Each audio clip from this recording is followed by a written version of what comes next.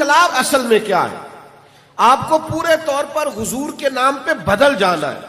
آپ کے اخلاقی رویے میں، آپ کے لین دین میں، آپ کے معاملات کرنے میں، آپ کے دوستوں سے تعلق رکھنے میں ایک زبردست سی تبدیلی آئے.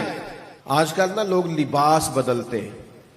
فلان جگہ بیعت ہو گیا تو فلان رنگ کی ٹوپی پہن لی، فلان جگہ بیعت ہو گیا تو فلان رنگ کی پگڑی باندھ لی. وردیاں بدلنے سے انقلاب نہیں آئے گا. اب بھلے جتنی مرضی بدلیں. یہ بتائیں آپ کے اخلاق میں کیا تبدیلی آئی ہے؟ آپ کے رزق کمانے کا معاملہ پاکیزہ ہو گیا ہے؟ آپ کے لب و لہجے کے اندر نفاست اور صفائی آئی ہے؟ آپ کے اخلاق سے آپ کے گھر والے اور آپ کی سوسائٹی والے تکلیف کا شکار تو نہیں ہے؟ میرے بھائی یاد رکھیے گا، بہترین اور مثبت تبدیلیاں یہ پتہ دیتی ہیں کہ انسان فلاں کا غلام ہو گیا.